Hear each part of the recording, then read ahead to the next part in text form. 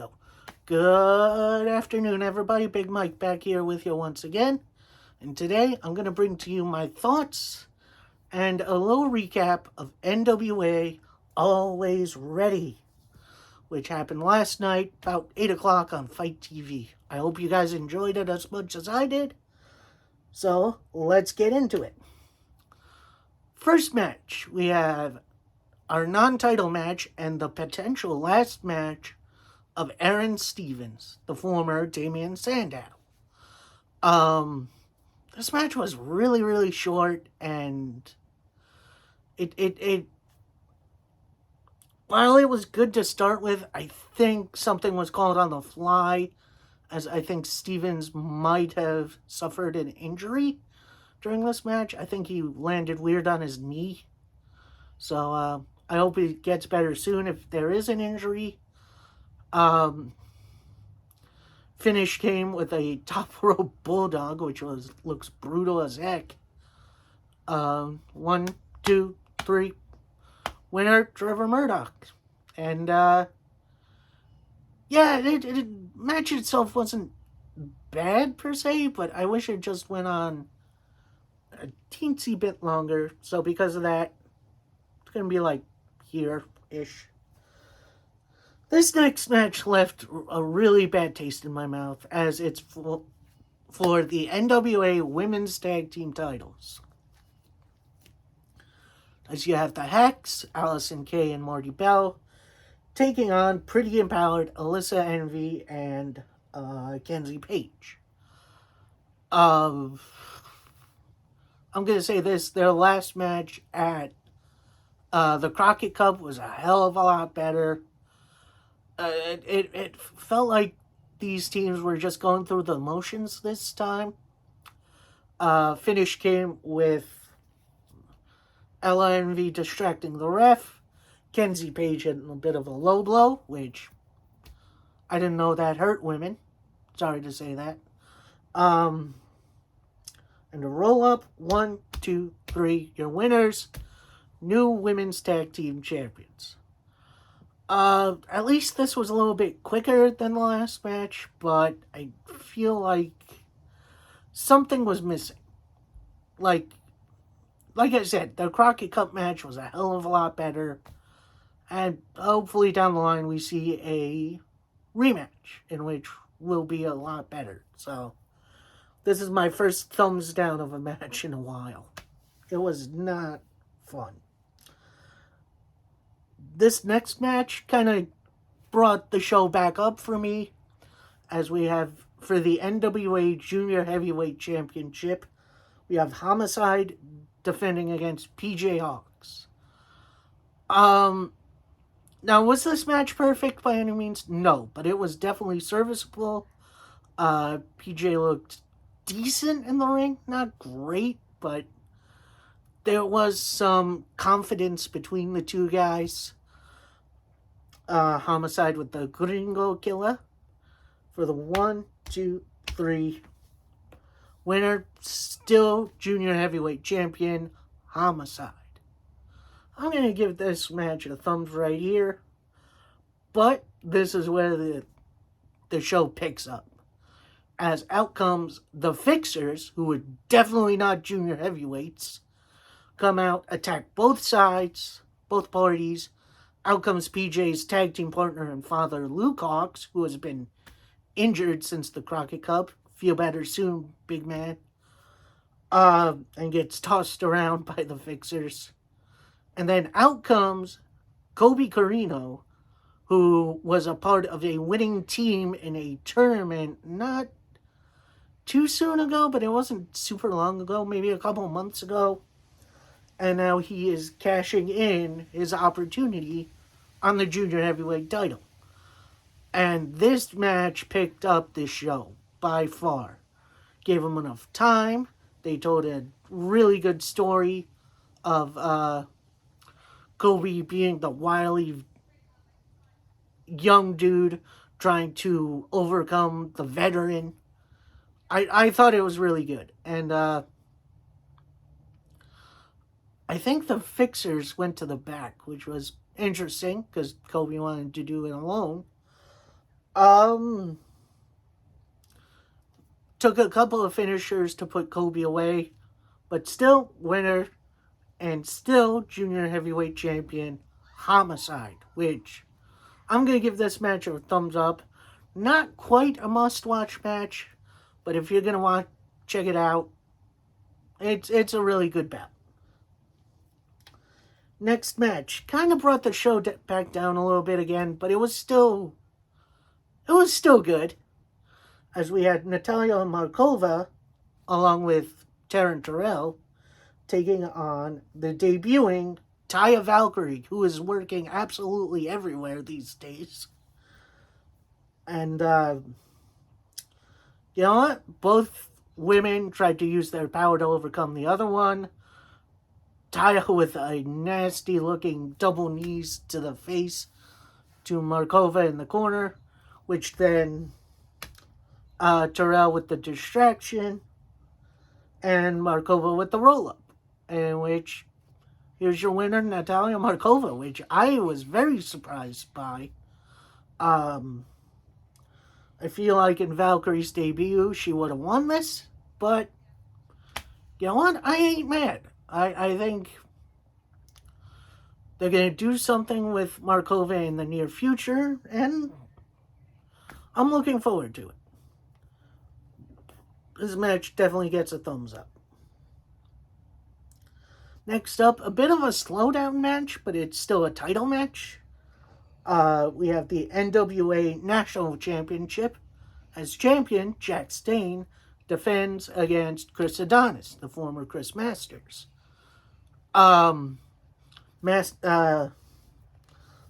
himself, a former NWA National Champion, in which Dane won it from someone else. Whatever Crimson's name is these days, I don't remember.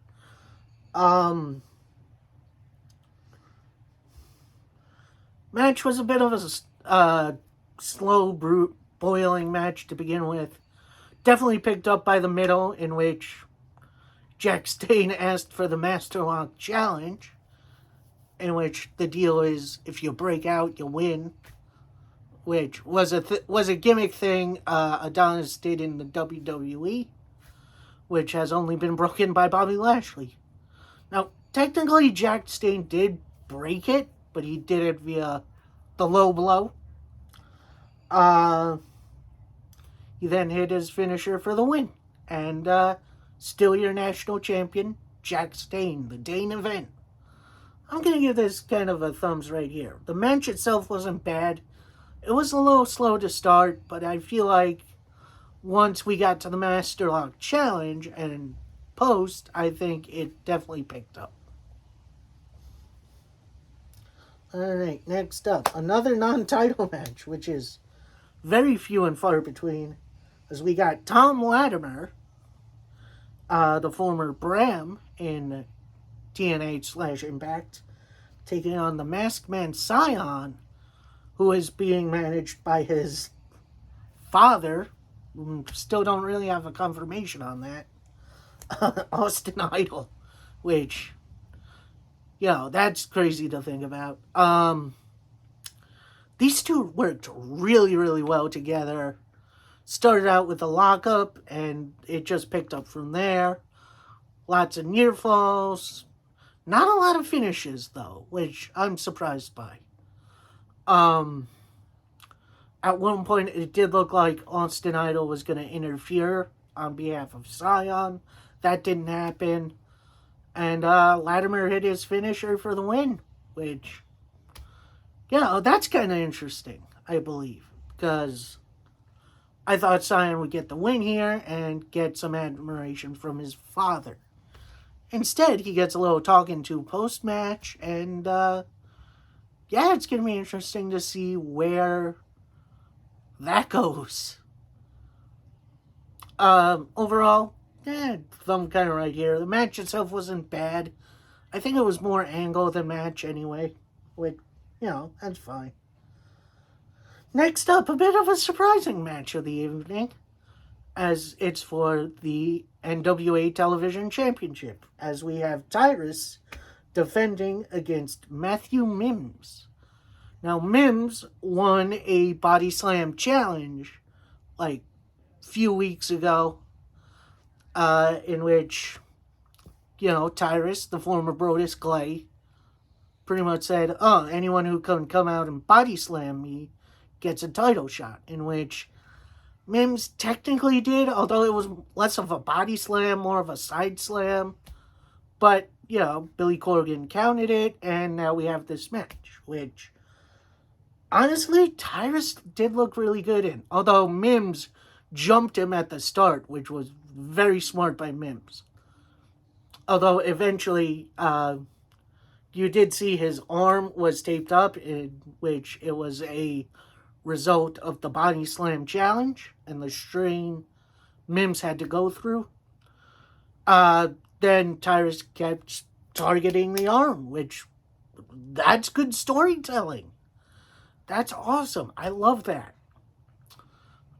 Finish comes with a kind of out of nowhere heart punch, which, boom. It looks like Tyrus exploded someone's heart. 1, 2, 3. Winner, still NWA TV champion, Tyrus. Personally, I thought Mims was going to get a big win here. Both guys looked surprisingly good. Like, I think this is Tyrus's best match. I think there was an Extreme Rules match not too long ago that he did really good in. But here, he definitely looked really good. So, yeah, I'm going to give this a thumbs up. Not exactly a must-watch, but if you're into in-ring storytelling, I think this is the match for you. Alright, next match for the NWA Tag Team Championships. And yes, we're getting to the end. Just hang on. We have the Commonwealth Connection. That's Doug Williams and Harry Smith, the British Bulldogs, baby boy, taking on La Rebellion, the champions, Bestia 666 and Mecha Wolf. The combination of speed and power between these two teams meshed really well. Not a lot of dives from La Rebellion, maybe 1 or 2, but not a ton. A lot of really good tag team moves, including where it looked like Doug Williams was going to go for his rolling chaos theory, which is one of my favorite finishers ever, and Mecha Wolf countered it, which was, it was beautiful. And this was just, this reaffirmed my love for tag team wrestling. You get 2 really good tag teams in here, let them go at it, you're going to make magic. Finish came with Doug Williams and Harry Smith hitting a really nasty-looking tag team move for the pin and the win, and new World Tag Team Champions, the Commonwealth Connection. And honestly, I couldn't be happier. Like, don't get me wrong, I like La Rebellion. I think it was more about time for new tag team champions. Where this goes, I don't know. Maybe we see some new tag teams come in and get a shot. I'm going to give this a big old thumbs up, and I believe this is a must-watch match. Alright, next up, your semi-main event. Almost there.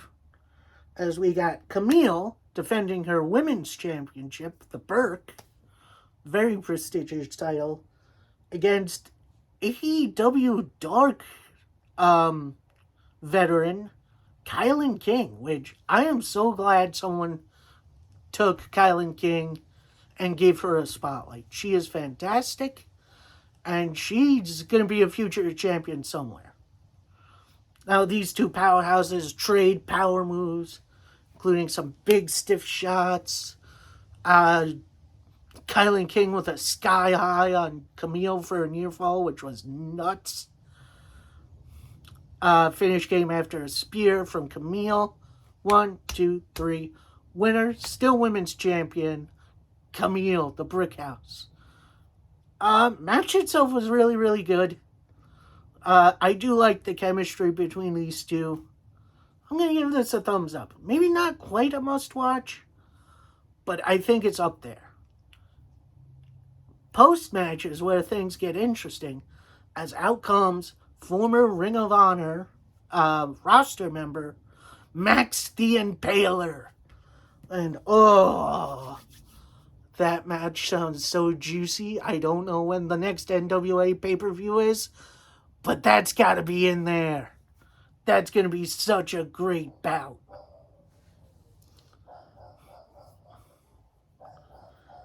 Now, we have our main event, which gets started with Matt Cardona and the Cardona family coming to the ring with the NWA World title.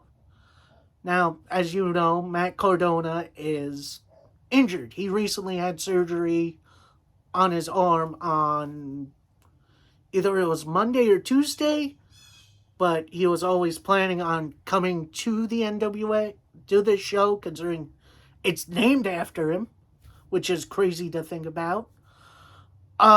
He comes out, pretty much says, I've been a really good champion, blah, blah, blah, sucking his own you-know-what. And he pretty much says, when I won this title, it was beautiful, it was polished, it looked brand new. But then I've taken it around the world and it looks scummy and scuzzy and worn down. And it's kind of true. Cardona has been featuring this title just about everywhere, and I love it. And it's sad to see Cardona have to hand this title over. After that, Nick Aldis comes out, pretty much says, dude, you're not fit to compete. I am. Let's get someone else out here so we can have a world title match. Out comes Trevor Murdoch, who does have a rematch clause in his contract, considering he's a former champion and never got another shot. So that's interesting. Out comes Tom Latimer and Camille, with Camille pretty much saying, Billy Corgan, you've been holding this guy down for so long. He needs to be in this main event. And, Billy Corgan agreed. And finally, out comes Sam Shaw, who comes down the ring, pretty big pop, gets on the microphone, says, I want in.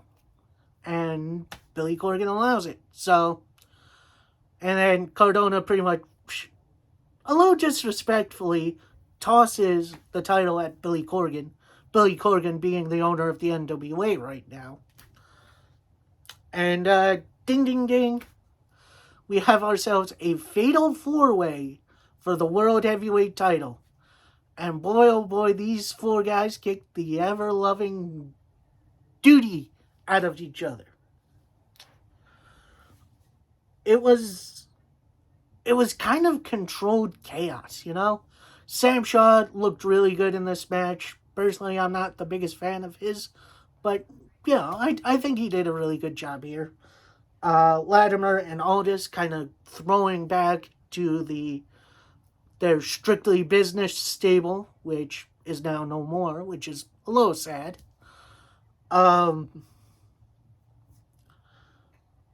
then I believe everyone hit a finish on each other, which was a crazy spot. Finish came top rope bulldog on Latimer by Trevor Murdoch. 1, 2, 3. Winner and your two-time champion, Trevor Murdoch. I believe this was a bit of a surprise win for Murdoch because, he's held the belt already. And honestly, I'm kind of just happy it wasn't Aldis again. No offense to Aldis. He's a great competitor. I'm kind of tired of seeing him as champion. I would have preferred Latimer, but, whatever. Overall, it's a kind of okay match. Like, it wasn't a bad main event by far, but as for an impromptu match, I thought it was pretty good. Overall, I'm going to give this show, like, a right here. There was Definitely a lot of down in the beginning, but I feel like it did pick up by the end. And I had a good time with it. And I hope you did too if you did watch. Now, next predictions I believe will either be coming Wednesday or maybe Friday, as we have a double dip for the first time in a long time. We have AAA Triple Mania Tijuana on Saturday, which I'm probably not going to watch that live. I'll probably watch that on Monday. And then Sunday, we got the 20-year Slammiversary of Impact Wrestling, and I can't wait for that. That should be a fun show. So, I hope you guys enjoyed. Please like, comment, subscribe. Let me know what you thought of this show overall, and what was your favorite match. I'd love to hear from you. And I shall see you next time. Peace.